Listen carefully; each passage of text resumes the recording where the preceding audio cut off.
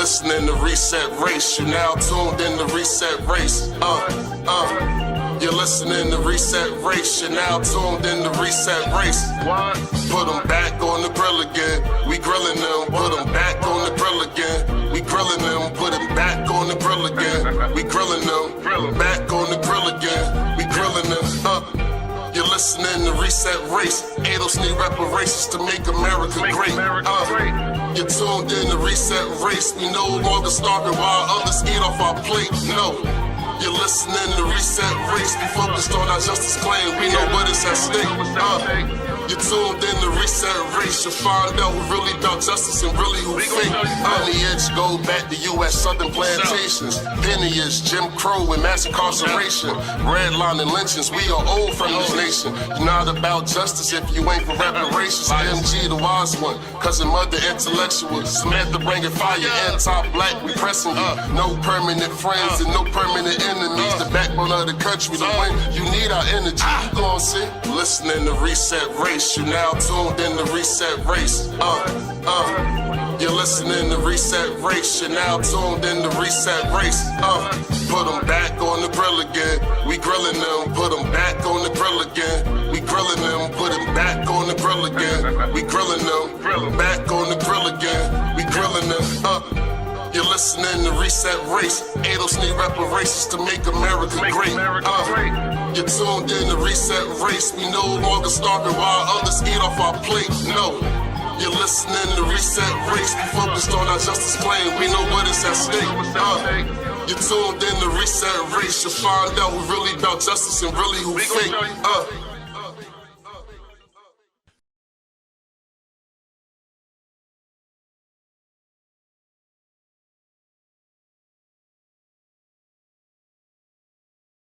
Welcome back to Reset Race, where we talk about race in America. We talk about ethnicity. We talk about nationality. We talk about all these things that are complex to your normal average American. And we try to make people a little bit smarter. And we put our foot in the left's ass so they can get right. Give them a little get right so they can get it together. And it's what we do. We're going to try to change how people view race and to try to change the way people talk about race and try to get people to be a little more honest. And that's basically what we do. So I'm going to introduce you to the crew. Oh, yeah, I'm Michael Graham, MG if you're nasty. I'm Michael Graham from Active 5 Press. You can get me. You can see me on Twitter at Reset Race or Race Reset, one or the other. You'll see me in there. And now I'm going to introduce you to the crew. And we're going to go ladies first, of course, because we gentlemen around here. Sam, give us an introduction. Who you is? All right. Well, I'm gonna keep it super short today because we got so much to tackle. So my name is Samantha Angelique. You can find me on Twitter at me17trillion. I'm the one that keeps posting the fiery video of people busting out windows because I'm angry and I'm frustrated. That's where I'm be posting videos, and we're posting content to help get people to understand more of what's going on with Black people's pain and Black people's rage, so you guys can do a better job of interacting with us. So that's it. Thank you, Sam. Sam's so awesome. All right. Let's go, Mud. Let's go. Talk to us.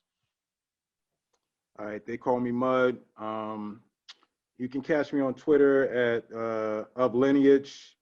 You can also catch some of my videos on my YouTube channel, Bitter Dose TV. Yeah, I'm just, here taking my shots at lefties.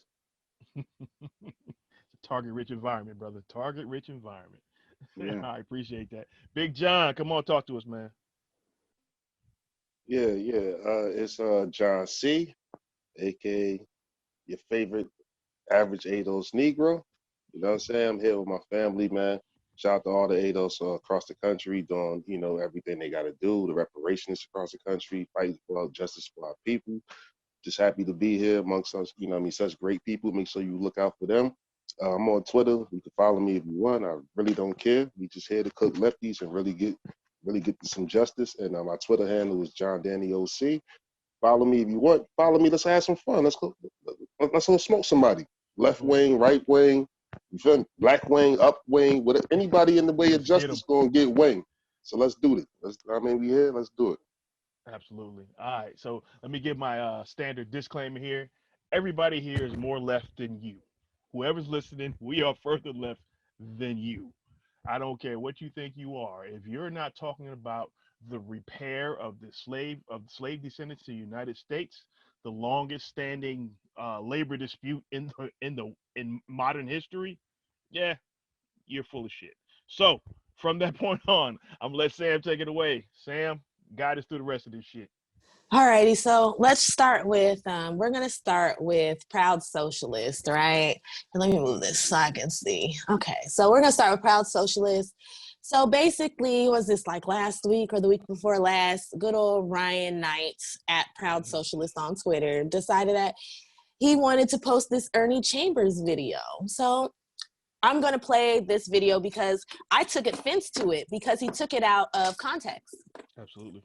So let me scroll back up so you guys can actually see the top. Everything hashtag Ernie Chambers said all the way back in 1966 about the US government and its corrupt two-party system is still true. Everything. So let's play the original clip, right? Because, you know, we want context, right? Trust in you. Your religion means nothing. Hold on, let me make sure we're starting from the beginning. See it every day. You no more turning the other cheek, no more blessing our enemies, no more praying for those who despitefully use us. We're going to show you that we've learned the lessons you've taught us. We've studied your history, and you did not take over this country by singing "We Shall Overcome." You did not gain control of the world like you have it now by dealing fairly with a man and keeping your word. You're treaty breakers, you're liars, you're thieves, you rape entire continents and races of people. Then you wonder why these very people don't have any confidence or trust in you. Your religion means nothing. Your law is a farce, and we see it every day. You demonstrated it in Alabama.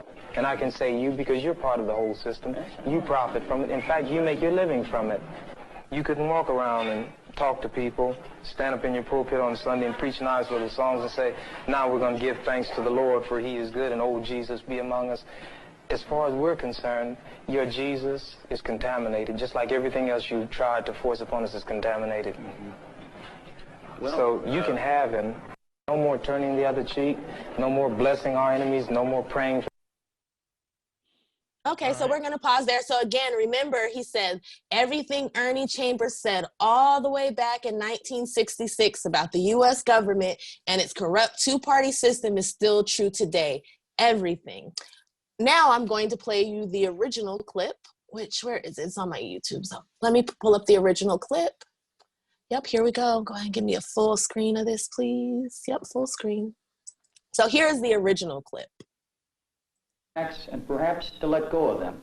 I'm just going to play this full little section. You and I know that it was not the white man, and it was not the white church, but it was the Negro.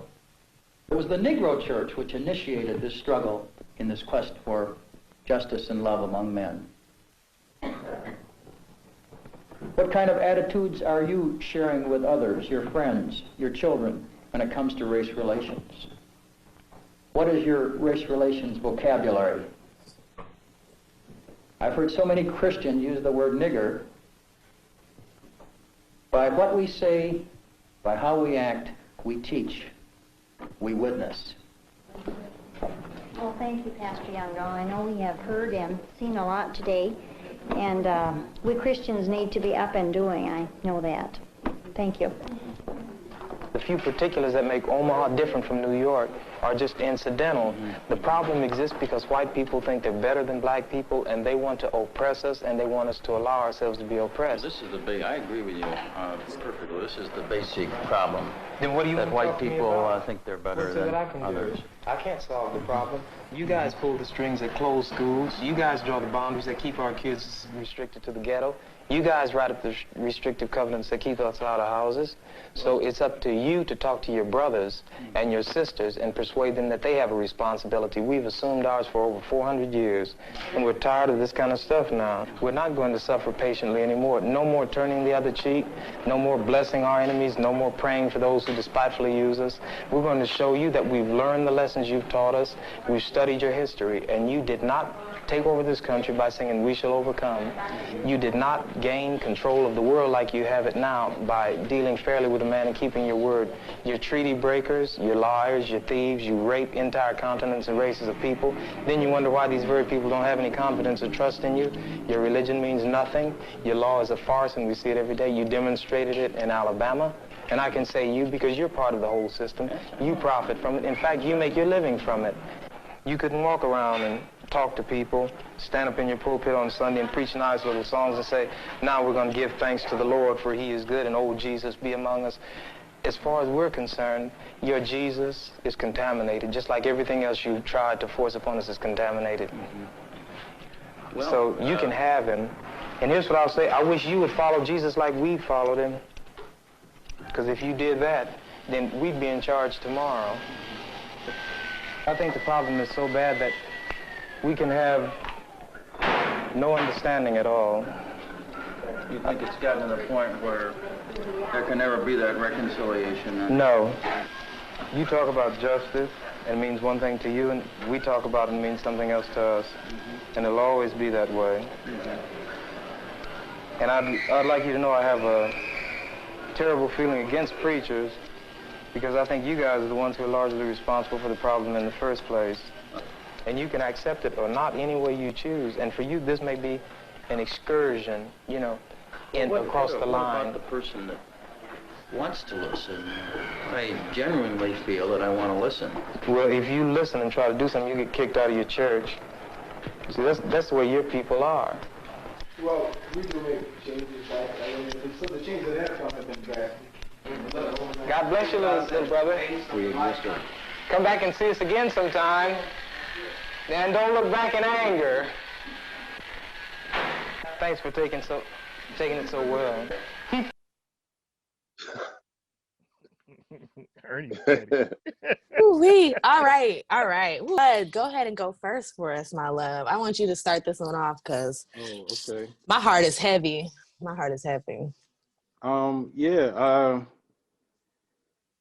Like, even the way he cut it, there's nothing in there that shows anything that suggests that he's talking about the government. It seems like he's talking about the motherfucker in front of him.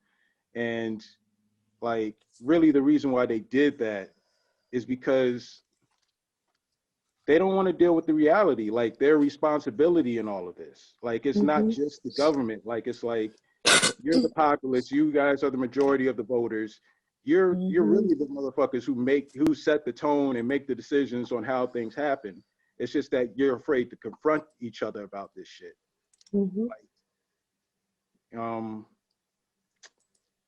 Yeah, I mean, I guess I'll let you guys go ahead and, pick at it.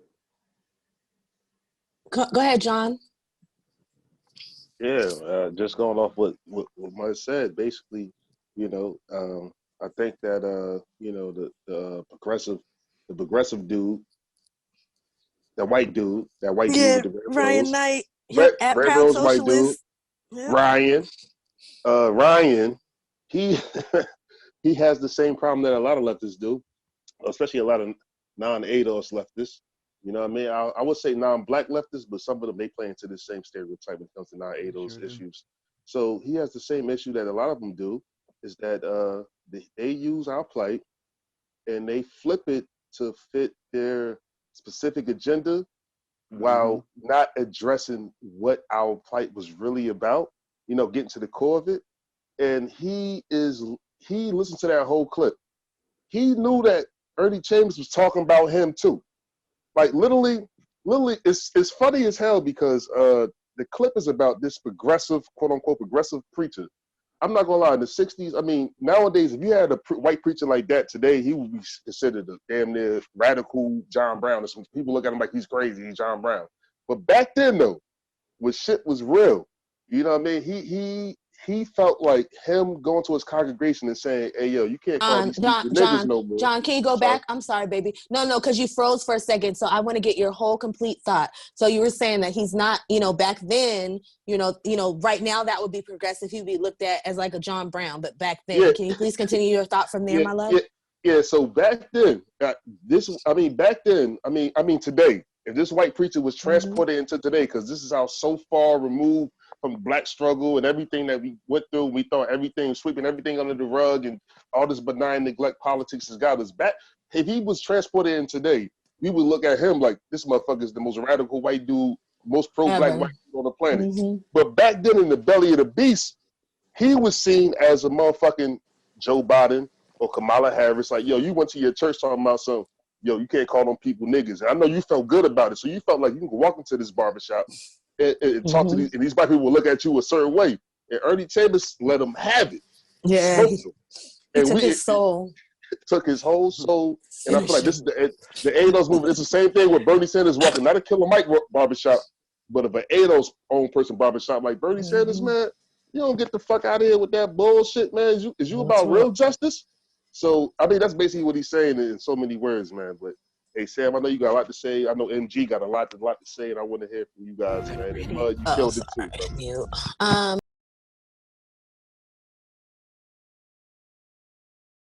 To October 2021. So the thing about it is we've seen Ryan Knight for a while and we've suspected, but now we got the tweets to back it up. So basically, here we are a year later when Ryan Knight, the first time he didn't answer me. After this video where Ryan Knight used the Ernie Chambers clip, the next time he used a Malcolm X clip and I went fucking nuclear. And that's when he started I support reparations and I support reparations and I'm for blah, blah, blah, blah, blah, right?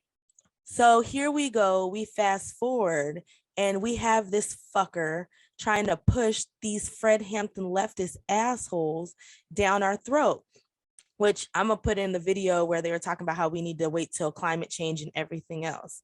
With the level of wealth inequality that we have in this nation right now, if we were to do reparations first, that would paint a giant target on the back of every black person in this nation. That's what I just said, John. We have to cure that first. Also, you know, as a black person, we said this earlier, but I live on the planet. I would love to be able to inhabit that because reparations don't do me a damn bit of good if I can't breathe.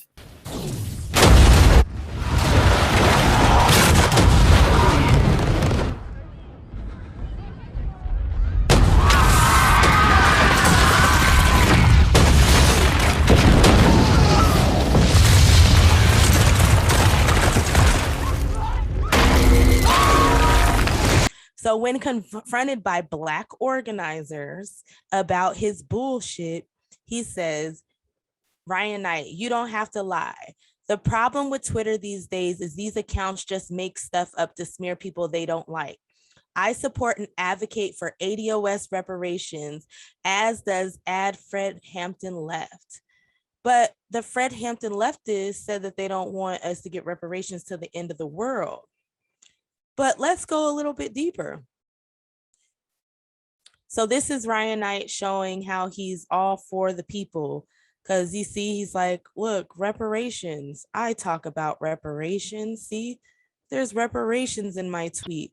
I don't see anything about ADOS, Black American descended from slaves. There's Haitians who descend from slaves in this country. There's all types of Black people who are not enslaved in this country who have to get reparations from their own country that they were enslaved in. Everybody deserves, and then Black people in this country. Again, do you see ADOS anywhere? Do you see Us Freedmen? He knows the distinction. So again, let's go back into this, right? So he says at Fred Hampton Left is for ADOS reparations, right? So let's go down. Well, sorry, Cornell, this is not my tweet. This is all on One Accord's tweet. So take it up with the Black community. It is what it is. Yesterday, I did a thread about these frauds called at Fred Hampton Left. They aggressively try to undermine and sabotage reparations. So it's important to make a note of who's supporting and trying to prop them up against us and against reparations. You see our buddy Ryan Knight. I don't know how many of y'all keep seeing this MMA socialist loser on fucking Jimmy Dore's show. Like they keep putting these black faces pushing white talking points that we're not fucking with. So here we go. Make a note of who defends these frauds. And since they just kept saying you're lying, let me provide more clear receipts. At Socialist MMA from fraud ass at Fred Hampton Left wrote this BS clearly undermining reparations for US descendants of slavery. Apologize and provide reparations, victim of police, racial discrimination, policing, prosecution and sentencing, passed HR 40. If we pass reparations without passing Medicare for all, our money will be essentially funneled to big pharma. Black Americans hold nearly 1/3 of nation's medical debt, which is not true. Passing reparations before Medicare for all, doing without counseling. So you see, he's basically saying that we shouldn't do reparations until the end of the fucking world. This is what Ryan Knight supports, is saying that that the Fred Hampton leftists support ADOS reparations. But it gets worse than that. Like, hold on one second. Let me find in the description box, because there's a lot in here and I'm not even going to go all the way through it. Ooh, wee. And for the record, my only statement about Cornel West was that he supports them, and he does. That's a fact. And they may try to change it. They may try to change it now, but you notice at Fred Hampton, left supporters look like our oppressors. To them, address the receipts I post. No, and let's keep it a buck. So when the Fred Hampton leftist folks came at us, when we did that Fred Hampton leftist video, their supporters were very anti-Black and racist.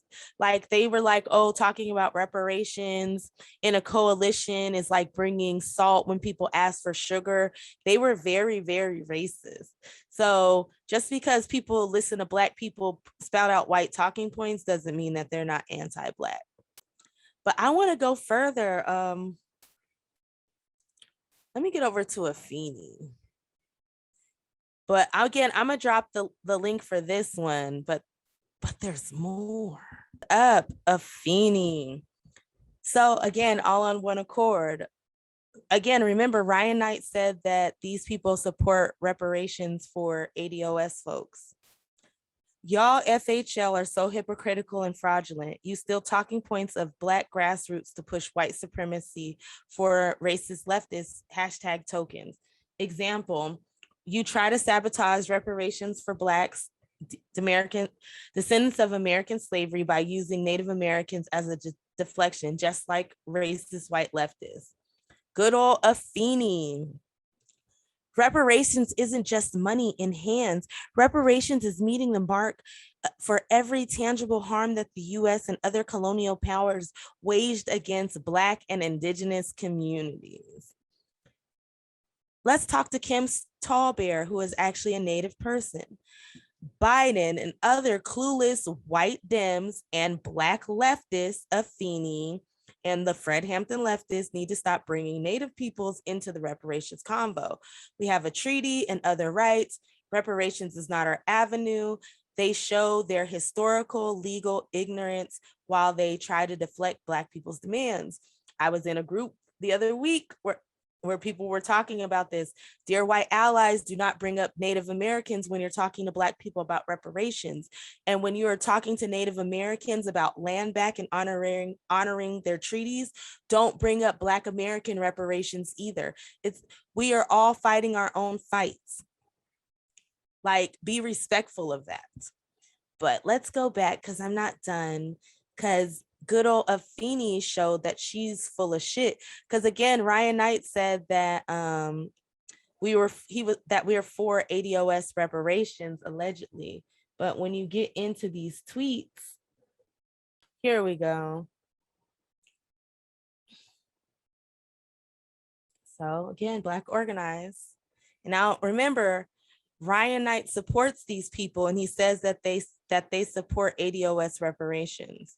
So Afeni, we don't know. And again, Fred Hampton leftists, I need to know what your lineage is. Where your people from? Where your grandmama from? what life your grandparents lived. Like, I need to know who you are, because a lot of y'all are out here pretending to be Black Americans, and I don't think you are. I think you're first gens. But again, let's go deeper. Where does Afeni? I'm just trying to find this damn thing from Afeni. Come on. Not that one. Here it is. Let's go. So Ryan Knight said that the Fred Hampton leftists support ADOS reparations, right? So if Afeni says that ADOS is xenophobic, let's argue, how do they support reparations for ADOS people? Ryan Knight, you're a fucking liar. We see you, and we know you prop these fuckers up.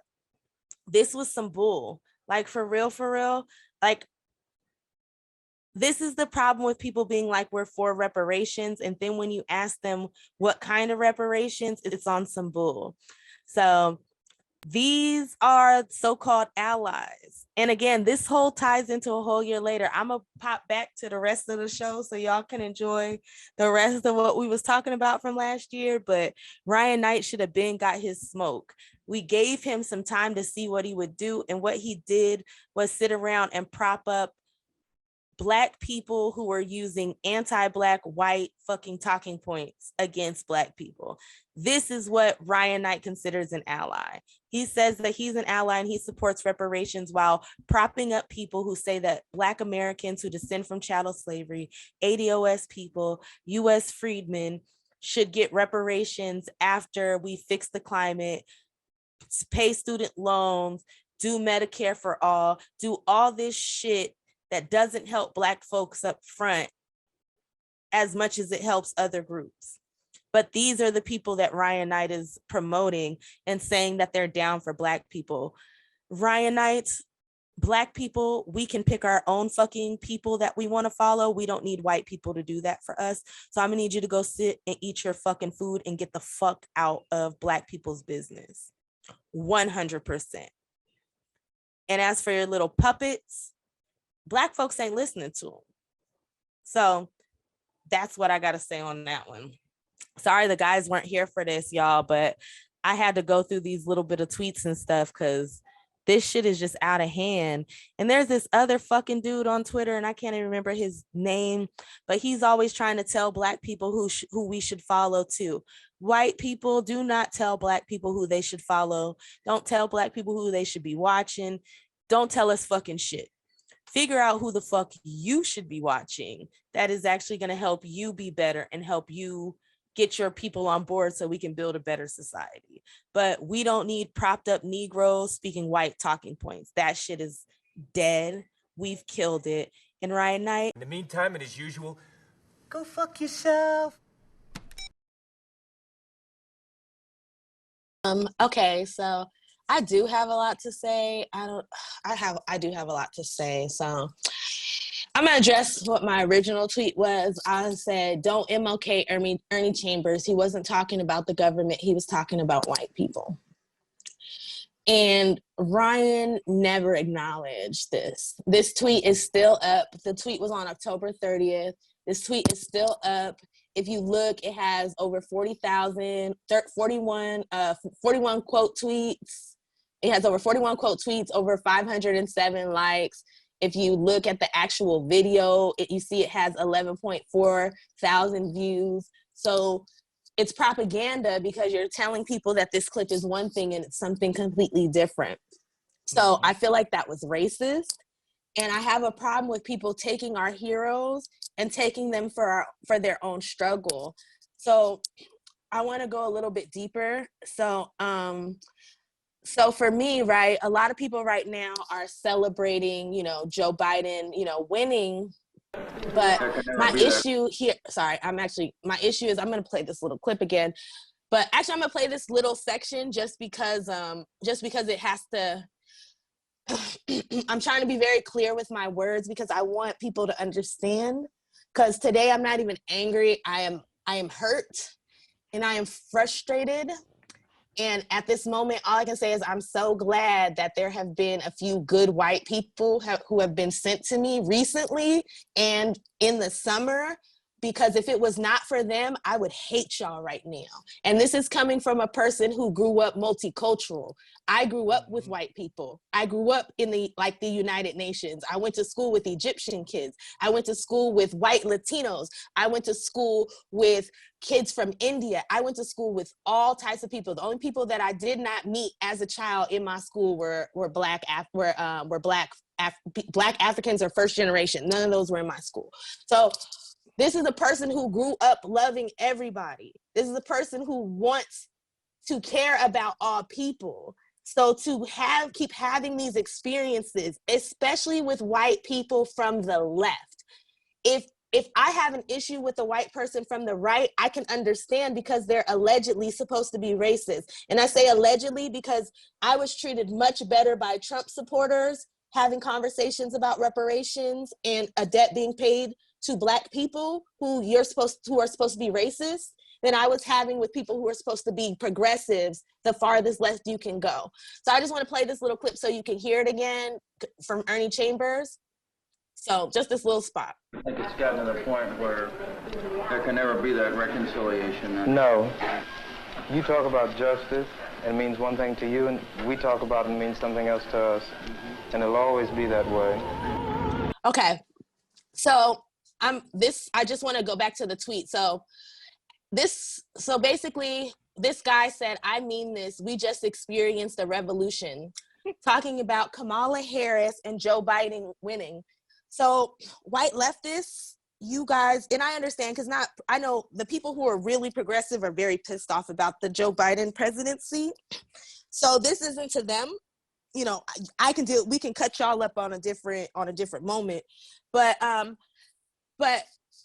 for you in this moment, I understand people being happy that Trump is gone because he was one type of threat, but Joe Biden is a whole nother kind of threat. And I do not feel safer right now in this moment, knowing president, than I would have felt if Donald Trump was going to win. For people who consider themselves to be liberals, Joe Biden does not line up with anything that you guys are supposed to care about. So for me to see you guys shutting down people, even now, bringing up the problems with Joe Biden, even after he has won, and he hasn't even started his first 100 days, is frustrating for me, and it is scary because it is showing me that you guys are going to go back to sleep. We got Trump because y'all was asleep under Obama. So after this man, Jared Yates Sexton, and I'm going to put his name up because he has a blue check. So I'll call you out at JY Sexton because you have a blue check, which makes you a public person. I'm ready. Hope the good Lord is. Pray with me.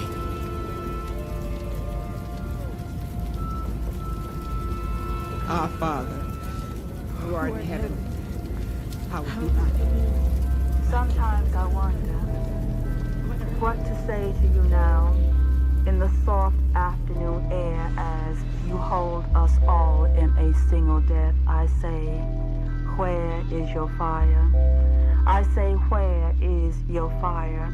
You got to find it and pass it on. You got to find it and pass it on from you to me, from me to her, from her to him, from the son to the father, from the brother to the sister, from the daughter to the mother, from the mother to the child. I say, where is your fire? I say, where is your fire? Can't you smell it coming out of our past? The fire of living, not dying. The fire of loving, not killing. The fire of blackness, not gangster shadows. Where is our beautiful fire that gave light to the world? The fire of pyramids, the fire that burned through the hulls of slave ships and made us breathe. The fire that made guts into chitlins. The fire that took rhythms and made jazz. The fire of sit-ins and marches that made us jump boundaries and barriers. The fire that took street talk and sounds and made righteous Imhotep raps. Where is your fire? The torch of life, full of Nzinga and Nat Turner and Garvey and Du Bois and Fannie Lou Hamer and Martin and Malcolm and Mandela. Sister, brother, come, catch your fire, don't kill. Hold your fire, don't kill. Learn your fire, don't kill. Be the fire, don't kill. Catch the fire and burn with eyes that see our souls. I got you, kid. Walking, singing, yeah, building, laughing, learning, yes, loving, yes, teaching, being. Hey, young brother. Hey, young sister. Here is my hand. Catch the fire and live.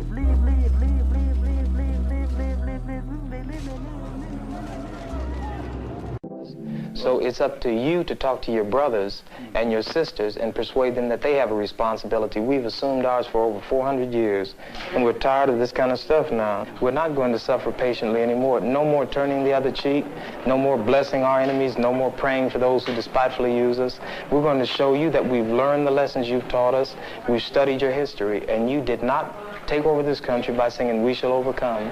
You did not gain control of the world like you have it now by dealing fairly with a man and keeping your word.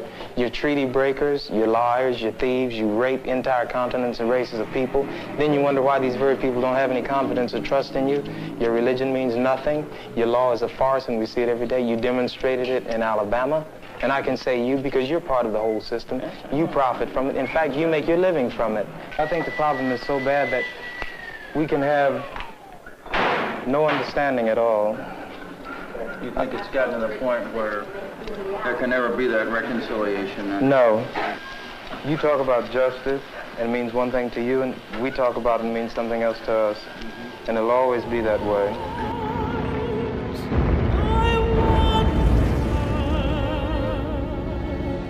What to say to you?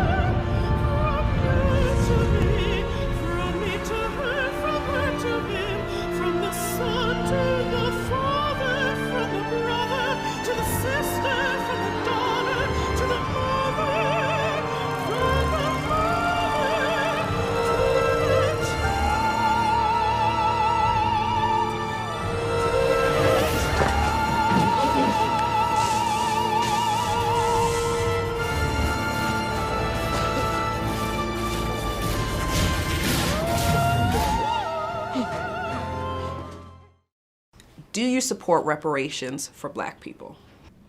So I'm not going to sit here and say I'm going to do something that's only going to benefit Black people. No. That's the choice you're going to make. I'd like you to go home, look at yourself in the mirror, right in the eyes, and say, I choose to collude with white supremacy. And then carry on, but let's do it with honesty. The default of the status quo is the reproduction of racial inequality. That's what our society does. By every measure, we have racial inequality.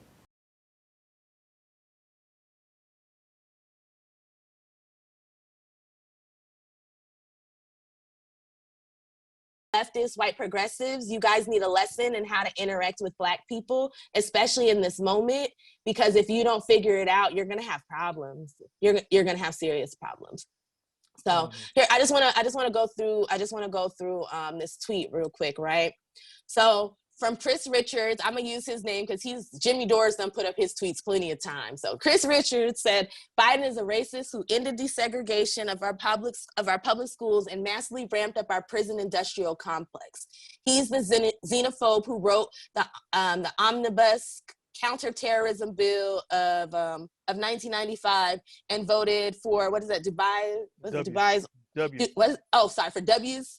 He voted for W's original border wall. Remember? For those of y'all who watch South Park, remember? So this guy says, I get you're not a Biden supporter. I believe Biden was the only choice to get the country back. So when he said get the country back, I took that as back to normal.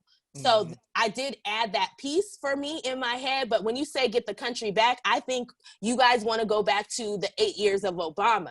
The 8 years of Obama was not good for Black people. We were getting shot in the street under Obama. Remember, Obama is the one who shut down Occupy Wall Street. So those of you white people who are out here fighting for a better life, the Black dude shut you down first. And I don't understand how people forgot that. The Black leftist shut you down first. And now you have the man's vice president who is even more conservative than Obama.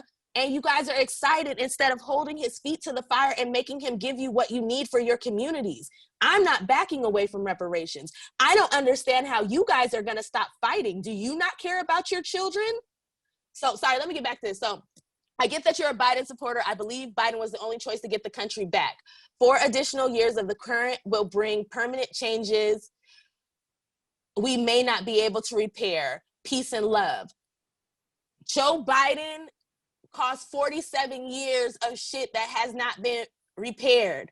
My uncle has been in and out of jail my entire life. He is a non-violent drug offender. The longest I have ever seen him out in one stint is 3 years. I am 35 years old.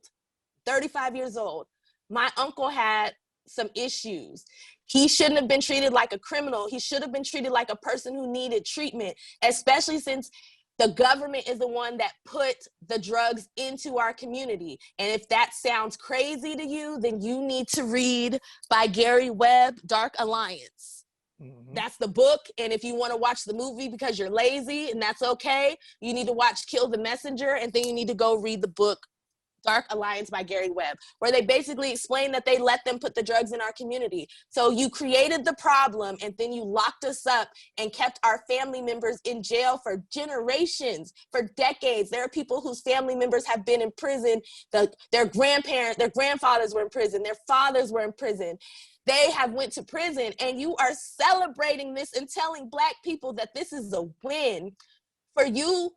Oh my God, you don't even understand, for you just to the way. So when this man said this, right, I posted this video and I said how I feel when people talk about going back to normal. And I posted a thing about how Kamala Harris said she's not, when she was asked about reparations, I might as well just play that little clip too if y'all never heard Kamala say about reparations, because I got to make sure y'all catch that. So if y'all don't know, here we go. Do you support reparations for Black people? So I'm not going to sit here and say I'm going to do something that's only going to benefit Black people. No. That's the choice. So actually, I'm going to play this little Robin DiAngelo clip because some of y'all need it. Give me a second. I'm going to make. I'd like you to go home. Look at Sorry, I'm yourself. going to clip so you can hear it. I'd like you to go home.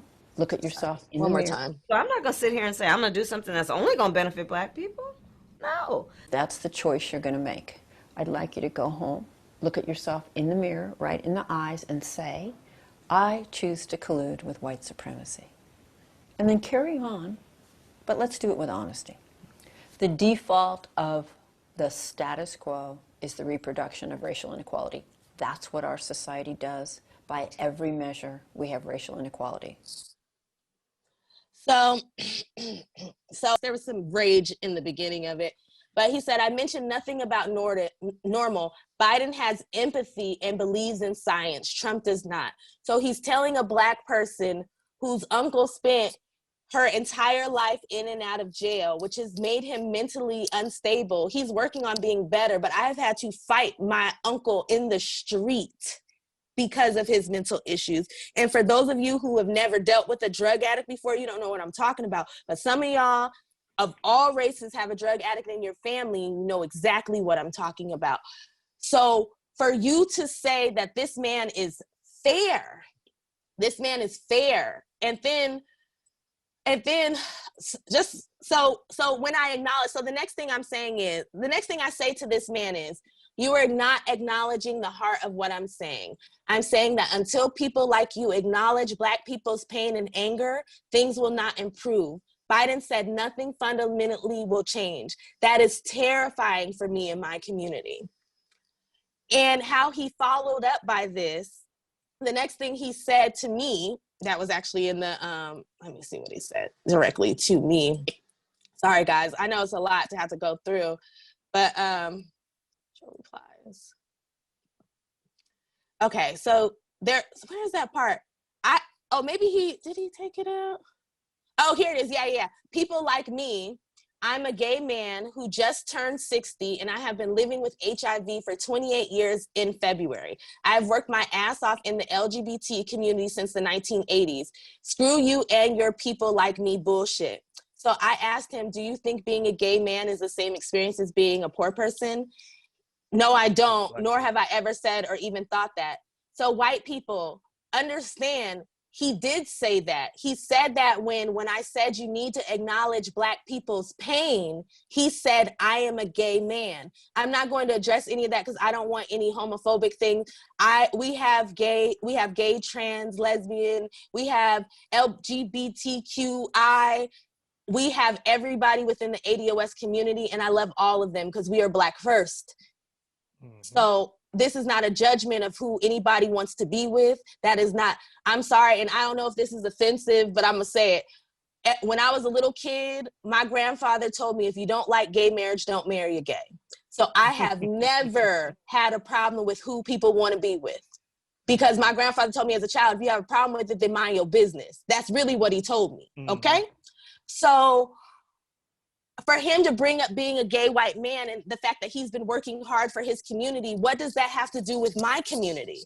And he said that as if there are not gay Black men in my community. And not to be disrespectful, but how many gay Black men died in the 1980s of AIDS? And how many people died in the 1980s of AIDS of all races, because they didn't have the type of resources. And I don't know this person, but there's a very strong chance that he had very good resources to be alive right now to tell me, screw you and your people like me bullshit.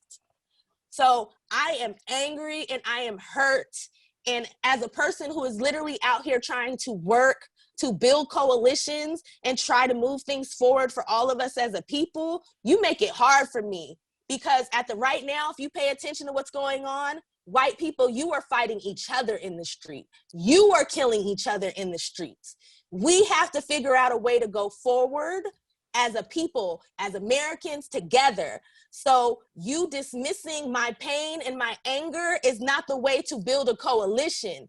But because you're gay, right? We're all oppressed, so we should automatically be in a coalition, right? Or because you're Latino, right? You're automatically oppressed and we should be in a coalition. Or because you're B, C, D, F, G, all the way through Z. No, if you can't acknowledge my pain, we cannot be in a coalition. So I'm gonna finish up there. And MG, I know you have some things to say, but when you're done, can you please address how you were excommunicated for actually trying to advocate for your people? So thank you guys. I'm sorry. I know that was long, but I am hurt. I am very hurt. Like I'm literally I spend every single day on calls every ADOS person I talked to today was on the borderline of tears because we are so stressed out and we are so frustrated and we want so much to have a better life in this country. And for you people, and I'm gonna say you people, because if it hits you, that means I'm talking about you. And I didn't say white people. I said you people. So if it hits you, it's meant to. You people out here celebrating and talking about everything's fine because Joe Biden's in office, that shows that you are either obtuse and you don't know anything about Black people and you need to learn, or it shows that you don't care about Black people and that's a problem, or you're just a full-blown racist. But it's one of those three. So if you're ignorant, learn. And if you don't care, then stay up out my way. And if you're racist, at least I can understand it. That's it. I'm sorry. Thank you, guys. I'm sorry, guys. Thank you so much for letting me get that off my chest. Because, like I said, I'm in pain. I'm in pain. No problem, Sam. You got anything else? No, I just want to thank you guys for letting me have that time to really go through that, because I know it was a lot, but thank you guys. Thank you so much. Because like I said, I'm in pain. Today I'm sad. This whole week I was enraged, but what happened with this white man made me sad, because how do I build a coalition with this man when he can't acknowledge my pain? Mm-hmm. That was a lot, Sam. Yeah, I'm sorry, y'all. when I'm fired up, when I burn so bright and I'm a wildfire and burn everything down. But when I'm calm and collected, that's even worse. I feel like I hit you harder. Mm-hmm. Yeah, I can't argue with that. Well, first let me address to the video. The Ernie Chambers video that Proud Socialist posted obviously was edited. It was edited down to a minute, which means it was probably set up for Instagram, for it to be put on Instagram, right? Because they have a minute limit on Instagram. So I understand that due to editing, sometimes you can't get it all. But in the very beginning of Ernie Chambers speaking, there's a split second in there when he says specifically he's talking about white people. Specifically. Now, if you cut that out and play the rest, these other pieces, and then claim it's about our two-party system, you're full of shit. You're simply full of shit. There's no way to get around it. You're full of shit, right? So if you're going to use our pain and not improve our lives, what does that make you? Many of these people may think that they're helping us by pointing these things out, but they're not. They're weaponizing our pain for their little projects. That's the problem. You're not an ally just because you know what Ernie Chambers said. You're not an ally, not a reparationist. You're I don't know what you are, honestly. If you're weaponizing our pain to get your little projects off the ground, okay? So that's my problem with that. Now, everything that Sam said, I like her. I'm so tired of people jumping in my mentions, jumping in our mentions as a group, all of us as ADOS, as slave descendants in this country. People are always jumping and looking for ways to make us feel like gaslighting us and making us trying to make us feel like we're wrong in all this. Well, we know we're right, man. Many of them know that we're right, but the fear is that reparations is going to harm their project, but it really won't, if we're honest, right? It may take a little longer to get where you want to go, because you have to convince people that this is right, because it is right. It's a simple cause and effect issue, right? And that's, you can read my article. It's actifipress.com/ADOS, which is the third rail of politics, which is the last third rail of politics, which is reparations for American descendants of slaves. And a lot of people don't want to see that happen, because a lot of people depend on us staying on the bottom in order to get what they want and get what they need.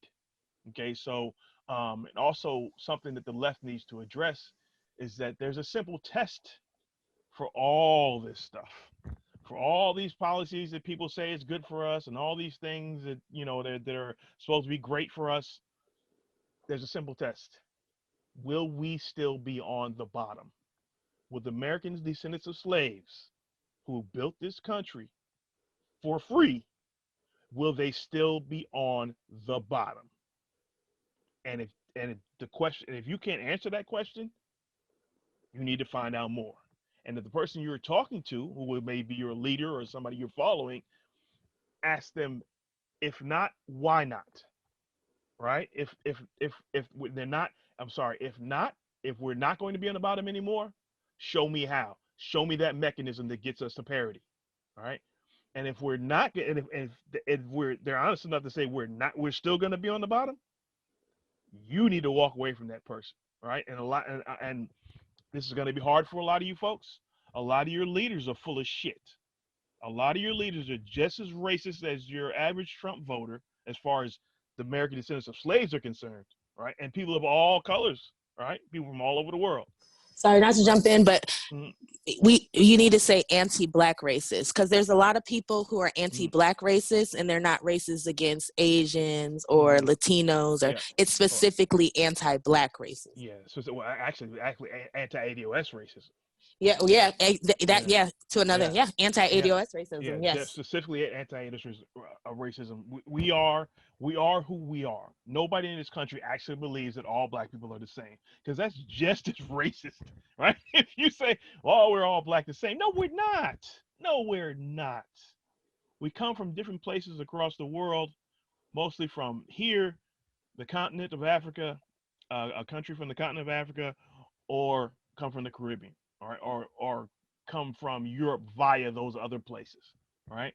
That's pretty much it, right? But we're come from different spaces. Just like a Jamaican is different from a Nigerian, Jamaican is different from a Nigerian, we're different from other people. It's that simple. Everybody understands that. Please don't try to sell me that bullshit that you think that you don't think otherwise. All right. That's enough about that. Now to address what Sam brought up about me being exiled from the left for standing up for my people.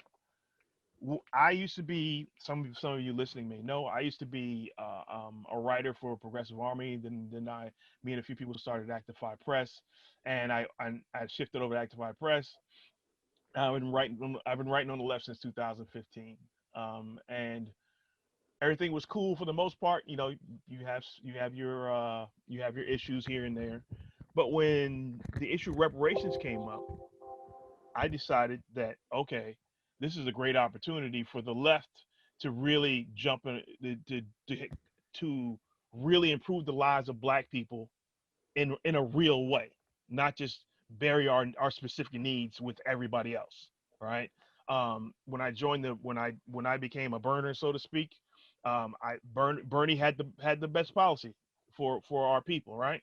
But when the fight for reparations became real, when Tony and Yvette stood up and started pushing for reparations, and it became a talking point, and it became something serious, I'd be a fool. I would be dishonoring my ancestors. I would be dishonoring my children, my grandchildren, and future generations of my family if I don't join this fight, right?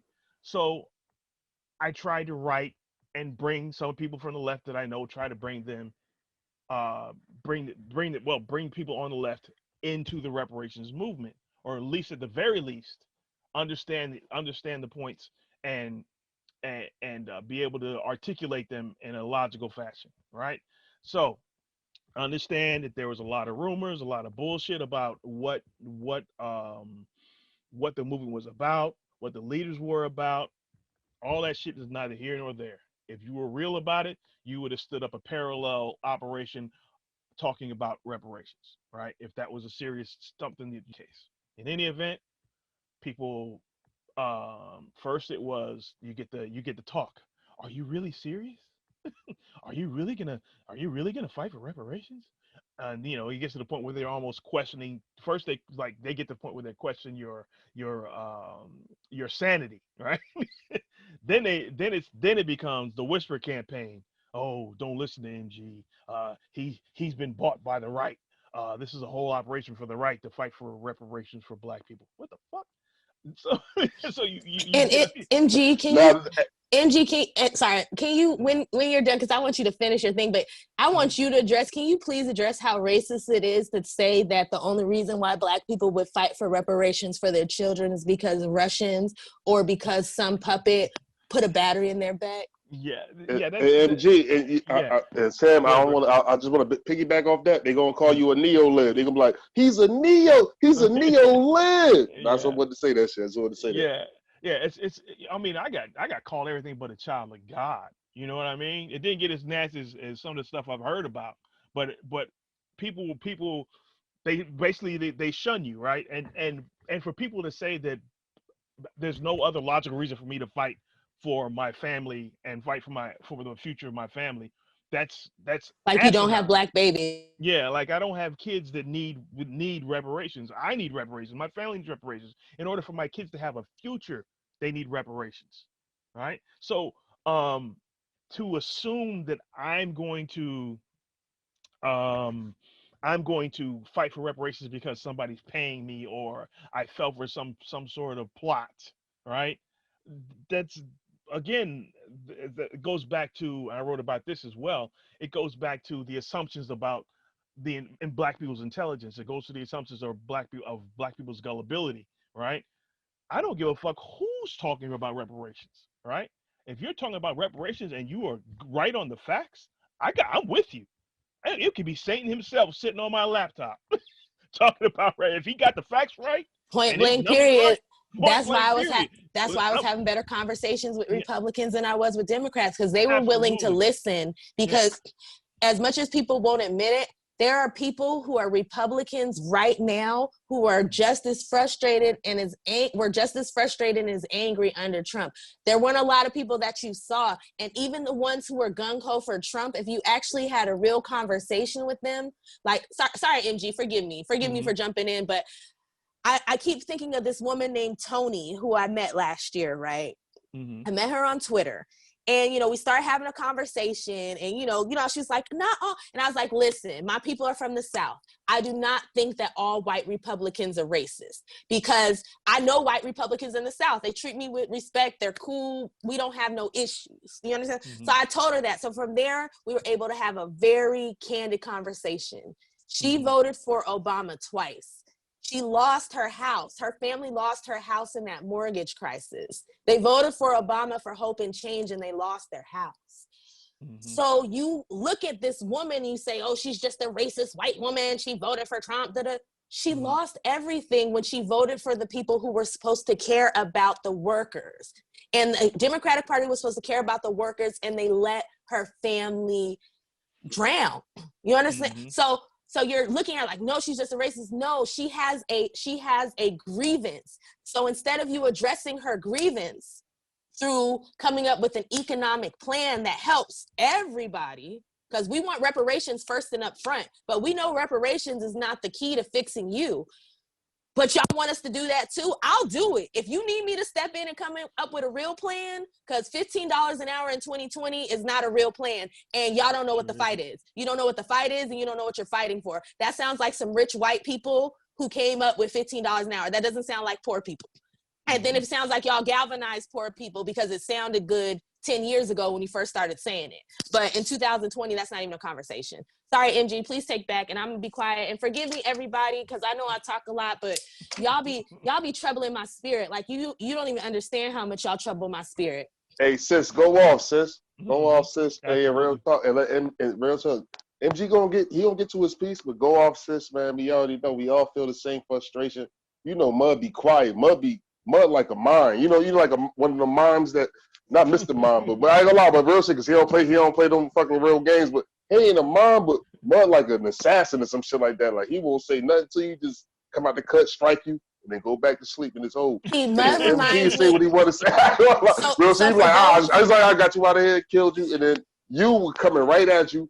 MG is bringing a whole nother view to it. He's bringing a real, I feel like a real well-rounded view, but still saying, fuck you, you racist, fuck you, you get me. And I'm just, I don't give a fuck, nigga. I don't know what the fuck I'm doing. I don't even know. I know wrong with my people. Wrong with my people. So everybody is good. Sam, do your thing, and everybody do their thing. Everybody do their thing, man. Fuck these niggas. That's how I feel. I'm sorry. I know that I don't want to be. I don't want to be split. Fuck these niggas. And real talk, if you listen to the podcast, if you're under 18, you need to have parental consent to listen to this podcast. Not Over at all. 18, No, not at all. I'm trying to corrupt the children. Your parents listen to it first. I'm trying to corrupt the children. Go ahead, MG. Yeah, I just like I said. The bottom line was, man, when I started fighting for my people, fighting for this reparations thing, man, they came at me hard. It was, basically they felt like this was a betrayal. I'm fighting for the lives of my family, and I tell them that my people are facing genocide, right? If you look at the list of things that count as genocide from the UN definition, we check every box, right? And yet and still people are like, if I tell you what you're doing is harming me and my people are facing genocide, and your answer is, but Bernie, it's fuck you at that point. It's fuck you. I'm telling you where we're coming from.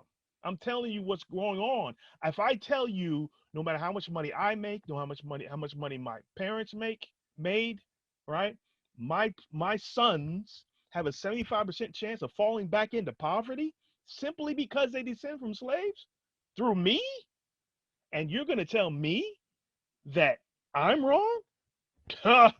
Fuck every last one of you. Now I understand some folks were like, okay, we have to protect Bernie, and what MG's talking about and the reparations thing may harm him. But it turns out that I was right. Reparations could have helped him, right? And Mud talked about that before. When George Floyd happened, and Bernie had been talking about reparations at that point, he'd have been golden. He would have been ready to rock and roll. Mud that brought that up before, and that is an excellent point. And listen to a previous podcast when you would to get that one, right? But Bernie needed these black votes. If he would have been doing what he was supposed to be doing, right, this movement would be further along, and he would be a power player again. Right now, he's forgotten, right? He's forgotten. How you the dude who been saying that workers need to organize and start building movements and get in the street, and people start building movements and get in the street, and you go away. That's it. You sheep herder. Yeah. Bernie Sanders was a Judas. Because they black. I ain't like because there's mad black people in the street. And he ain't want that. He want to talk about that. Bernie Sanders was a Judas scope. At me 17 trillion. Holla at you, girl. Can't really argue at this point. All right, man. Mud, you got something to say, man. I got my piece off. Shit. Nah, I wasn't gonna say nothing. I was thinking left because I was about to say something about BLM, but we don't need to jump into that right now. Say what you gonna say. Hey yo, cuz, say what you gonna say. Let's do it. So we here for we trying to reset race here, you heard me? Fuck it. Man, I just think that they've been phony this whole time, but we don't need to get into all of that. Yeah, because they disappearing now, boy. They going back in their hole, and where is everybody? Yeah, everybody is in their gentrified neighborhoods with their Black Lives Matter signs on the fucking on their fucking front lawn. That's where they are. They're going back into their gentrified neighborhoods with their Black Lives Matter sign, because Black Lives Matter, as long as they don't live next to me, or I don't have to deal with them, because I don't really care about Black lives. But it makes me feel good to say that I do, because it's COVID and I'm frustrated and I'm angry. So let me hit the streets and say Black Lives Matter, when I'm really saying fuck you, capitalism in the world. Because you still don't care about black people, because those same people saying Black Lives Matter, you say, okay, what about reparations? And they say, what? Yeah. Who said that, huh? And they keep pushing. Reparations, boy. I said it before. I say it again. When you start talking reparations, it'll turn a lefty into a right wing deficit hawk in a blink of an eye, man. God, quickness, right? How are we gonna do that? We can't afford to do it. And my whole thing is, and I'm gonna get into this, right? So again, white people, y'all don't know shit about the fight. White Americans, you don't know shit about the fight. And I hate to say it, at this moment, I need y'all to channel your ancestors. I'd rather deal with your racist, evil ancestors that would burn some shit down if they felt like it was unjust. A lot of times it was Negroes, but y'all would burn down the system too. So I need y'all to channel that and not come and kill us, but let's come up with a plan to fix the system, because y'all don't know nothing about the fight. Again, for you to be fighting for $15 an hour in 2020 is stupid. Medicare for all, yes, we need that, but you should be fighting for wealth redistribution. Once you have the money, you can do Medicare for all. You can do free college for everybody. Once you get your paws on the money, you can do whatever you need. What does it say? Whoever has the gold makes the rules. Let's go get the goddamn gold. But y'all want to fight for $15 fucking an hour. So you want to fight for the scraps that are falling from the table, instead of us saying, there's more of us than you. You don't want to share this table. We're going to take this motherfucker. And if you are lucky, we will let you eat. Right. Hey, Sam, I don't know, hey, brothers and sisters, if I could just say something about the Medicare for all thing. You know, as somebody that has been working in healthcare for the past 2 years, dealing with insurances and shit like that. Like, you know what I'm saying? Like, I'm trying to tell you right now, man, I'm trying to tell you right now, if Mm-hmm. they pass Medicare for all without reparations, our quality of healthcare will go up, but the disparities make the quality of overall healthcare. So the stage will be raised, but then you'll see the fucking white people You'll see the hanging off the fucking disparities. stage lights. You're Real gonna talk, see like the disparities. yeah, exactly. You'll see. You might see more disparities, even if the state, even though you'd be like, yo, before it was 100 black people dying, now it's 90, and before it was like 30 white people dying, now it's gonna be 5. You know what I'm saying? Like so. I'm trying to tell you. I mean, the same thing. I believe that MG said something about the messenger. You feel me?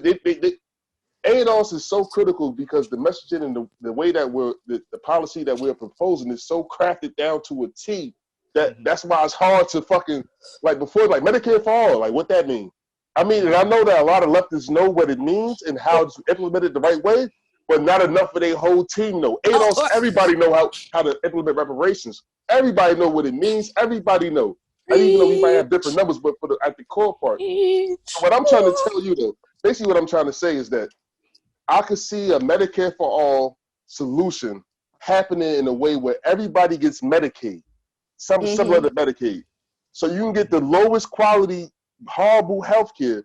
And what's going to happen is they're going to compromise in the way in which the best surgeons and the best doctors will be like, could opt out of that shit, or be in the way, you know what I mean? Like it's still because they still talking about privatizing a part of the industry. I'm trying to tell you now, even with people that got the best healthcare insurance in the country, there are the top surgeons would not take any health insurance. They will go by their fees. They going by like, no. You want to come see me? Pay your pocket, like. And people trying to tell you. So I'm trying to say that Medicare for all, supplemental health insurance to jump in there. Yep. Exactly. It's another way for supplemental health insurance to jump in there. It's still a way to have the disparities, even though you can go to the health clinic or go to like the worst doctor in the hood or the worst doctor in your area. It's still a doctor though. You know, you still ain't going down. So you're still getting preventative care that we're not getting now. So John, can I go further with that, right? Absolutely. I'm sorry. I just wanted to say that. No, John. No. What you said was on the money. It was so on point, right? So I just want to follow up with, you gave one example. I want to follow up with another example. Public education is free. Like for K through 12, what kind of shitty public education are we getting? So y'all are talking about free college, but you think we gonna get into the good colleges? We gonna be in the shitty ass free college the same way we in the shitty ass free school that you got, in the shitty ass charter schools that you got. So you want me to sign on to what the things that you want, but we already know as Black people that we're going to get the short end of the stick. So like the name of this podcast, we have to reset race for this to happen. And a lot of you white people have to get out of being upset when I call you white people. White, even though they deem it as a race here, is not an ethnicity. You people are Germans, you're Irish, you're English. When you came over, race was not a thing until after Bacon's Rebellion, which I think is like around I can't remember the exact date. It's not hitting right now because I'm frustrated. And normally I'm really good with my dates. But take a minute to look up Jacqueline Badalora. She has a book called what's that book called? Birth of a White Nation, where it explains how white was not a race. You were not white, you were not Black when this all started at the beginning of this country and this concept. It was after Bacon's Rebellion when poor whites, even though Bacon wasn't a poor white, but when poor whites bonded with Black slaves, they took it to the oligarchy. They took it to the masters. People were fighting for a whole year. They almost overthrew the whole system. And that's when they decided Black people have to be enslaved forever. And they were going to raise poor whites above Black people. That's when they started the miscegenation rules. Because even before, you could be a slave and marry a white woman, which people gonna be mad because, oh my God, but you could do all of those things. But if you were a white woman and you married a slave, then your children would have to be in bondage for a certain period of time. So understand, people, like whiteness was created to create a division to keep us from fighting from the oligarchy. Race was created as a distraction to keep us from fighting the oligarchy. We understand that as Black people. You tell us, But the problem is you guys have not let go of race, so we can't let y'all lead because you will leave us in the fucking dust again. You left us in the dust during the New Deal. I already told everybody on this panel they got to read this book about labor, about Black labor that goes from the end of slavery till the 1980s. The same arguments, and that's why I'm looking forward to bringing this book out at later on when we do more clips. The same arguments that you guys are doing about how it's all about the workers and Black workers back then were saying, yes, but you're keeping us out of your unions. We're not getting the same pay as you. We're not getting hours. We're not getting jobs. So this is not working for us. So if you do not incorporate us, we will let you burn. The reason why you guys are struggling now and the reason why the United States is not further along in labor policy is because of anti-Black racism. If y'all would clear us off the board by giving us reparations and incorporating us into the fight, you would clear out the oligarchy's tool and the weapon. My friend is a teacher. She's a Latina. She explained it like this to me. She said, Black people are the leather that the knife is sharpened on to cut everybody else's throat. Woo! Yes, she did. Yes, she did, baby. Woo, yes, she did. Because my teacher fire. is the one who we have a lot of conversations. She was the person who I went to, and we have a lot of conversations because she's the one who tries to get me to focus more on class, even though she understands race. And I have to keep explaining to her that I am a class person, but race has to come first because I can't trust you because y'all don't know what the fight is. You don't know what the fight is. Nope, they sure don't. And let me stop talking. I'm sorry, guys. I've been monopolizing the time. I apologize. I know they can be like, this bitch, she's always talking. Why didn't she let the men talk? There's only one of her, and all I hear is her fucking voice. It's so annoying. We here to get smoked. We know you the warrior. You already know. We got the wise one. We got Mud the intellectual. We got MG the wise one. You the warrior. And I'm just the nigga, but I'm here and I'm here to get smoked. Let me tell you, I'm so happy. I don't care. I'm so happy I got my Barbados. I ain't with you. Yeah, I'm so happy I got my little Barbados plantation rum over here in my cigar, because I'm telling you, this is the only thing getting me through, and I'm about to get my red beans and rice too. Like I said, I need the ancestors to take me through today, because like I said, y'all took my soul. Y'all took my soul today. Y'all chipped away and took a small piece of my soul today. You really did. Like I said, I am so grateful that I have had good white people literally be thrown into my life. Because if not, I would just be like, fuck it. Yeah. Because like I say, y'all fighting each other in the street. Y'all ain't coming through my neighborhood. I live around nothing but Blacks and Mexicans. You ain't coming over here. Because we got guns like the people in the South got guns. So I don't have to worry about white people running up on me in my neighborhood. Y'all got to worry about running up on each other, because if you pay attention to the news, you keep seeing y'all killing each other. And the crazy shit is this shit is tribal. So y'all are sitting here killing each other, Democrat versus Republican, when they're on the same team. That's like the Crips and the Bloods fight, like they fighting each other for the same person. At least they on separate teams. Literally, the Democrats and the Republican are on the same team, Team Oligarchy. Team power. They got their boots on all of our necks. They got their boots on the on the poor Blacks. They got their boots on the poor whites, middle class whites. But y'all sitting here trying to be like, well, one day we'll all be together in this. Well, one day when I get rich, you're not gonna be rich, motherfucker. When I was in school, I would wear an Eat the Rich shirt to school all the time, right? And this Black kid came to me, he's like, well, what are you gonna do one day when you become rich? I said, I'll never be rich enough for them to want to eat me. And he was like, what do you mean? I said, because Black people, we don't have that much money. Compare Oprah to, what's the other man? Warren Buffett. No, Warren Buffett. Let's not even do Jeff Bezos, because Jeff Bezos has the most money. Let's just put her up against Warren Buffett. If Warren Buffett, who had that joke? If Warren Buffett woke up tomorrow with Oprah's money, he'd fucking kill himself. There's a difference. And the difference between Warren Buffett and Oprah is Oprah still has to be out here doing commercials and doing shows. You don't see Warren Buffett unless he feel like it. Why? Because he's wealthy. There's a difference. And Oprah has to show up to keep them checks. Go ahead, Mud. I'm done. Also, it's like that Trump shit, like where you could just borrow money because you're white. Like it don't even have to make any motherfucking sense. Like I don't even understand how Donald Trump has been able to get in debt as much as he's in debt. Like, it doesn't make any fucking sense to me. And then they still and it's all right. Like, they still like report like he's a fucking like billionaire. Like, I don't understand what the fuck is going on. Mm-hmm. Yeah. And it's like just that access to capital because you're white is something that we can't experience. Yeah, and that's something that, you know, it's something. These are the things that the left, this particular thing, they know it exists, right? But they don't have a solution, and they won't listen to anybody that has a solution, because the minute you start talking about empowering black people, they make you disappear. Poof. Right? So that's what listening to this podcast can help people understand, that when their leaders are full of shit, and they're going to give them the facts and the data to challenge that bullshit. Right? You know what I mean? Like when the argument that I know we're not supposed to go here yet until later, but like the argument, go there. The immigration doesn't impact wages. Like, what? What? Huh? How am I? You expect me to believe that? I'm a grown ass man. I live in the working world. I've been working since I was a kid.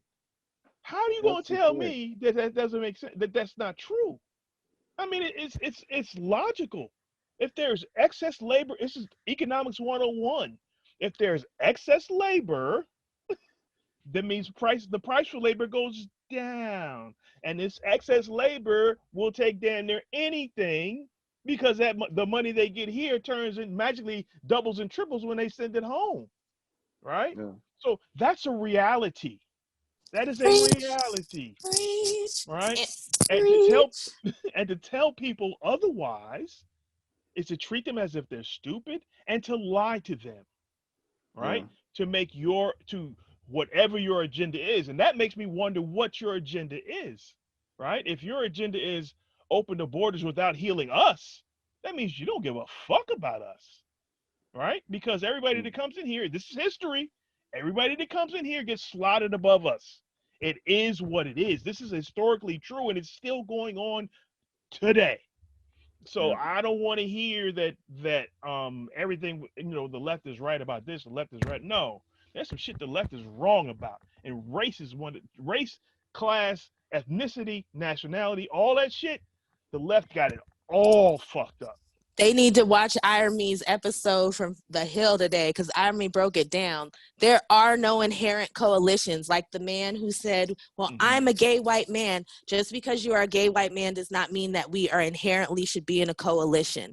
Just because you're a Latino or somebody from Mexico, that doesn't mean we should be in a coalition. In Mexico, they're anti-black as well. Like, I can pull up articles and show you where they have issues with anti-black racism with most of these people who come from different countries.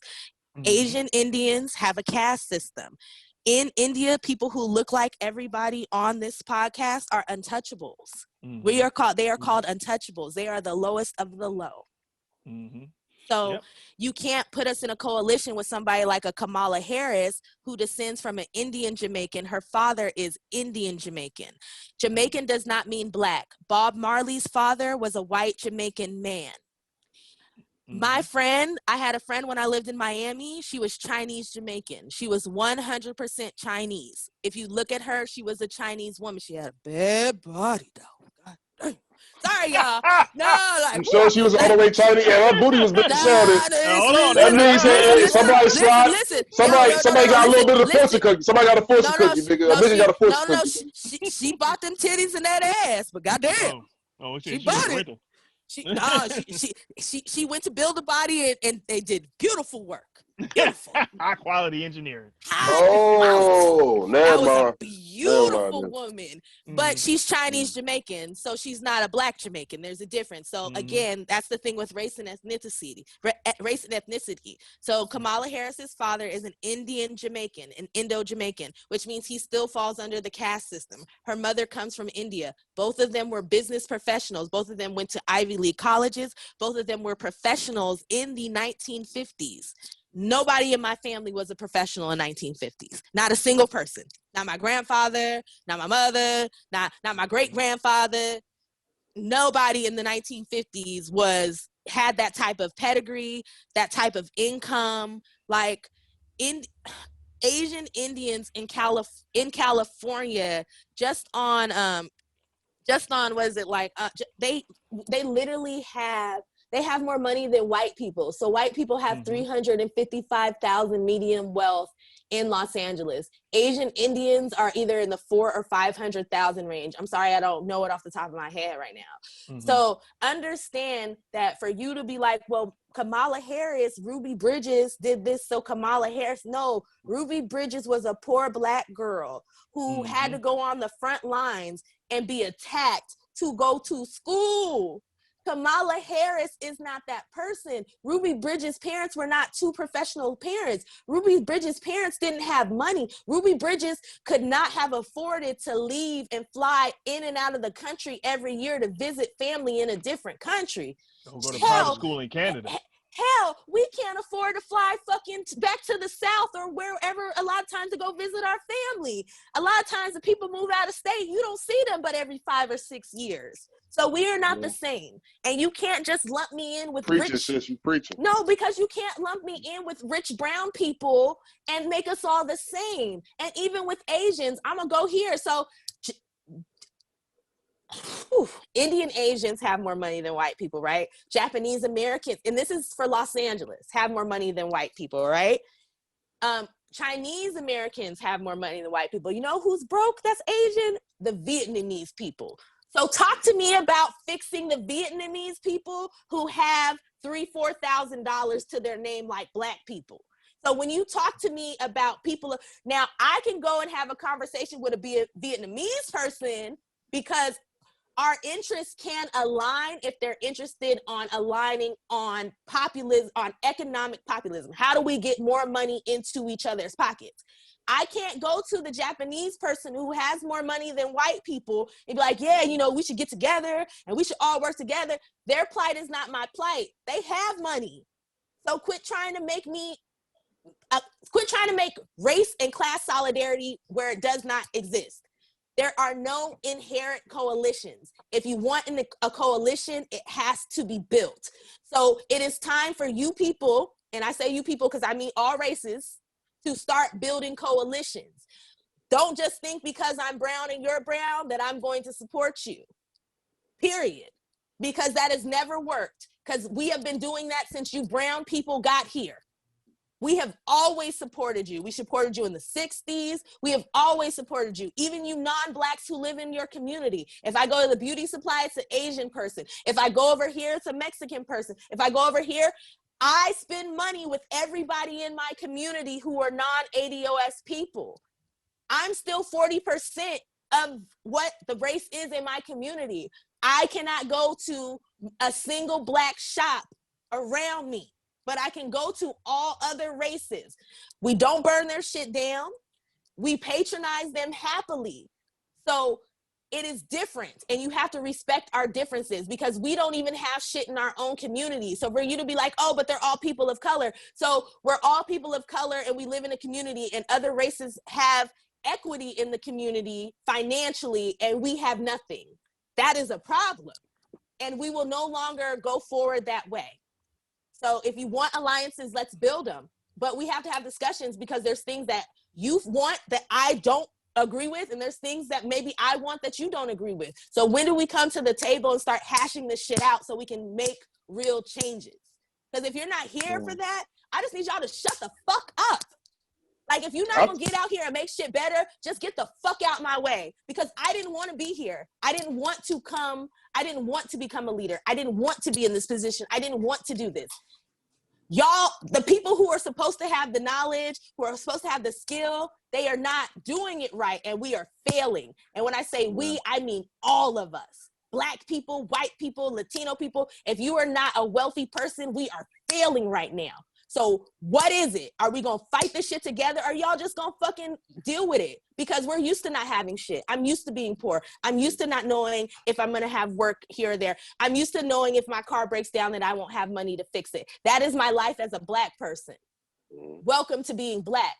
Would you like to stop being Black? I would too. And I don't mean I would like to stop being Black as in my skin color. I mean, I would like to stop being the bottom caste in this country. So how about we all work together so we don't have a bottom caste? That's what I would like. Okay. I'm done. Thank you. Hey, Cheeto, All flame that. Hey, yo, this, goddamn. I don't even want to say that for the rest of the show. I'm be quiet, man. I'll let y'all get off. Oh, got John, we want you to talk. You here? Yeah. I'm staying in the cut. I think MG and Mud got a lot to say. We gotta let our family. We gotta let them speak. Go ahead, I'm, Bud. What you I'm got? done. Well, I just want to say this, like, you know, if we're gonna pretend like there is a coalition, then really I need to hear one thing. Like, what have you done for me lately? Like, what the fuck have we gained from being in this coalition? Mm-hmm. If you can't really show me that, then I don't really need any of you motherfuckers. I don't need to play any of these games with you motherfuckers. I don't need to have sympathy for your pain. I just need to worry about my shit. And since y'all not helping me, then So, you know, so are you I saying, feel no like need to Ernie help you. Chambers, we have learned from them? So since they're self-interested, we're going to be self-interested now? Is that what you're saying, Mud? Basically, Yeah. that's it. All right. I think we beat this horse pretty dead. Hey, that's what's up. That's what's up. You feel me? Let her rage out. I think this is justified, righteous anger. What I call. I don't feel like this is anger just because out of frustration. This anger that we have is righteous because we know people done this wrong. They know they done this wrong. We tell them like, yo, this is how you done this wrong, and they say, no, we didn't do you wrong. Shut up. You know. So I mean, this is from all spectrums of the. This transcends, political ideology in America. This is just right wing, left wing, libertarian, Green Party. There's a real hostility towards people who are African Americans. I'm talking about like ADOS, people who've been here since slavery. I feel like it's a real concerted effort to kind of undermine this. And I feel like what the ADOS movement is doing is ripping the Band-Aid that has been placed on. It's hard, but it's a Band-Aid that's old. I don't know if you had a scar for a long time. And you put a Band-Aid on it, you got in the shower with it, that one of them sticky Band-Aids, get in the shower, get in the mud with it. And that Band-Aid just been on you for a long time. But when it's time to take it off, it hurt. That shit hurt when you see the hair come, So I feel like we like, shit, god damn, you ripping this, shit, I gotta take, You feel me? Because you know that it's time, like, real, like, you just put a Band-Aid on this shit. And the Band-Aid got old and decrepit, and the wound is healing, but it's still infected like a motherfucker. Like, you know that this shit's gonna need surgery. So it's just like, you know what I mean? Now we pulling the Band-Aid off. It's just, we not even get to the surgery. Just pulling the Band-Aid off is very difficult for people to understand what we're saying. You know what I mean? Like, but you know this is necessary for the wound to heal. Mm-hmm. We have to pull the Band-Aid off, regardless. People say it's defensive or whatever the fuck they we say. undermine people's preconceptions, lifelong preconceptions. That's exactly painful. Absolutely. That shit is hard. Like, what the fuck is? Oh my! Like, yeah, you've been racist mad long. You ain't even know it. Like you was when you was hitting you was just like you love black people. Then you hit the polls and was like, you know what? Hit that reset button. You know what I mean? Like, real certain. Like, I don't want Cash Bell to be Cash Bell. Nah. You know, like just real shit. Like, so I think that this is what the movement is doing. I feel like Sam, your anger is justified. You killed that today shit. it's not even just anger. Like today, you see me angry. Like today is just I'm disappointed. No, and you was good. Like I'm disappointed, and I'm just not even just disappointed because I'm Black in America. To be honest, I don't really expect anything from white people because I've lived this life. To be honest, I really just don't want to see the whole country burn. So I'm trying to do what I can to help facilitate this, because and on top of that, again, I'm going to keep saying this because I want people to understand I'm a privileged Black. My great grandmother left me her house. I have a house in LA. If shit hits the fan, like, you know what I mean? Like, especially if I see it coming, I can sell my shit and move to a whole nother country and watch this motherfucker burn. Yeah, so I chose to be in this fight. But it's still different. No, even in LA, you talking about the whole wealth difference. Think about it, like it is different. Like if my house was in a different part of LA, it would be worth $1 million. But my house is still worth over $400,000. So I am in a different space. So I have chosen to be in this space because I just care about, first of all, I care about my people. I care about Black people, but I got friends who not ADOS. I don't want to see them die. I don't want to see them burn either.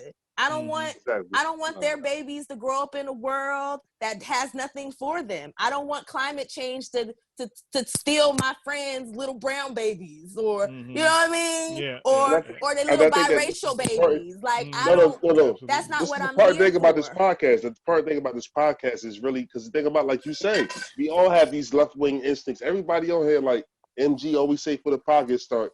You know, I don't give a fuck. You know, I'll tell motherfucker, kill yourself. I don't give a fuck. But at the end of the day, when you break my politics down to the average progressive, I'm probably in more to the left than them. I'm talking about like on just basic issues. Like exactly. I just focus. My issue was just focus on this one. Well, I feel like this is one of the most left wing issues to get the whole left kick started. You know what I'm saying? Like for the American left, there is no. I'm just focused on that right now. That's it, though. See that it just hurt because I'm just focused on that right now. I don't give a fuck about. I understand what you're telling me. I understand the pain that you're telling me. I understand it, and I also understand if you don't give us what's owed, none of that shit will really come into fruition. None of that shit will be solid. You got to give us what's due to us. You have to.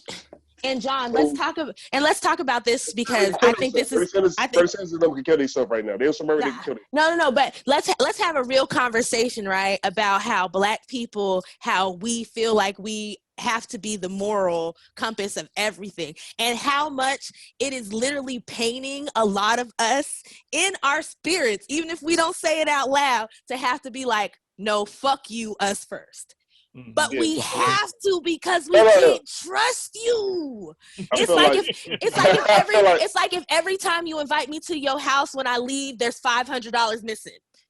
At a certain point, you gonna know if I come over that I'm a thief and I'm robbing you. Exactly. So when you gonna stop inviting me to your house? I feel like that's true about everybody on this panel except for MG.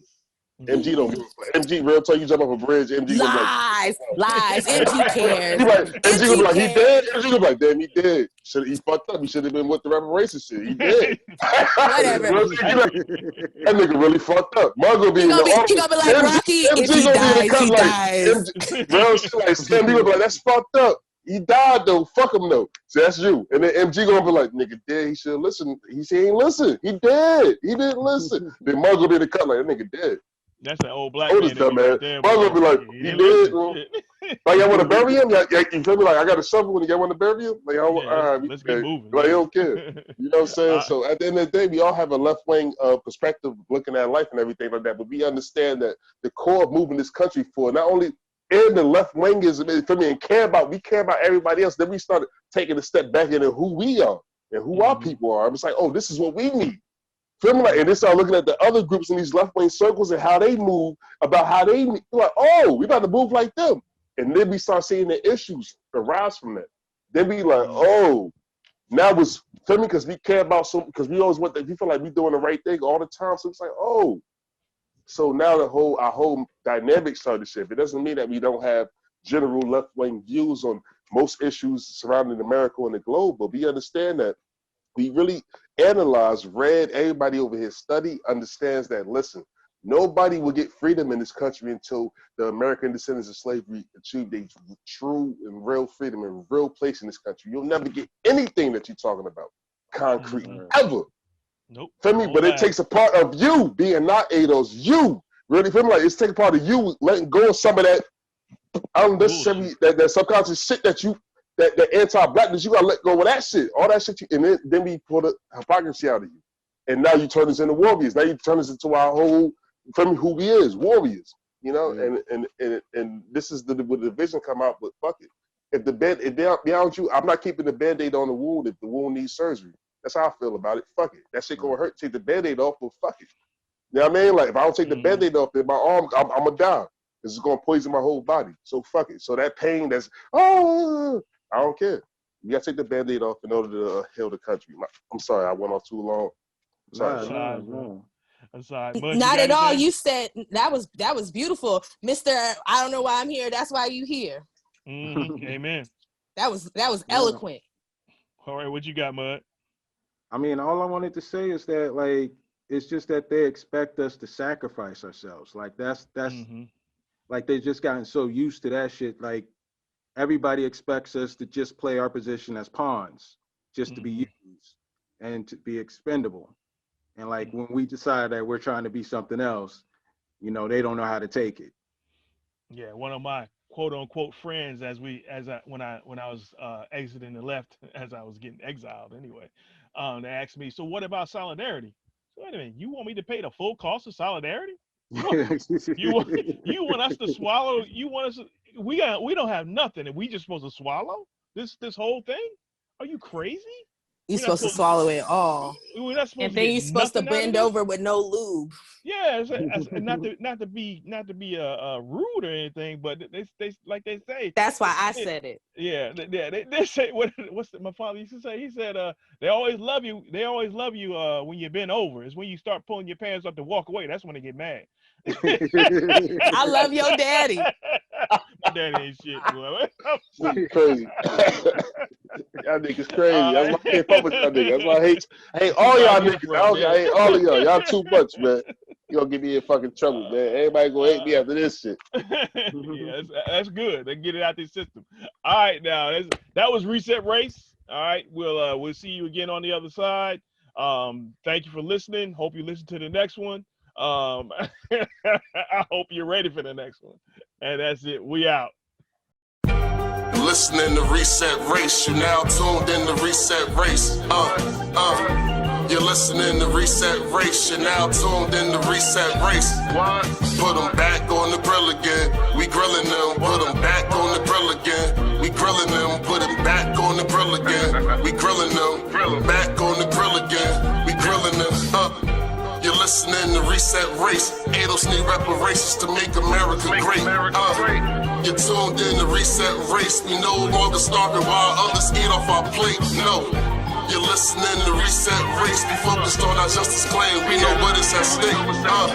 You're tuned in to Reset Race. You'll find out who really about justice and really who fake. Lineage go back to U.S. Southern plantations. Lineage, Jim Crow and mass incarceration. Redlining lynchings. We are old from this nation. You're not about justice if you ain't for reparations. MG the wise one. Cousin mother intellectual. Samantha bringing fire. Anti-black. We pressing you. No permanent friends and no permanent enemies. The backbone of the country to win. You need our energy. You gon' see. Listening to Reset Race. You're now tuned in to Reset Race. You're listening to Reset Race. You're now tuned in to Reset Race. Put them back on the grill again. We grilling them. Put them back on the grill again. We grilling them. Put them back on the grill again. We grilling them. Back on the grill again. We grilling them. You're listening to Reset Race. ADOS need reparations to make America great. You're tuned in to Reset Race. We no longer starving while others eat off our plate. No. You're listening to Reset Race. We focused on our justice claim. We know what is at stake. You're tuned in to Reset Race. You'll find out who really about justice and really who fake. Until you do right by me, everything you think about is gonna crumble.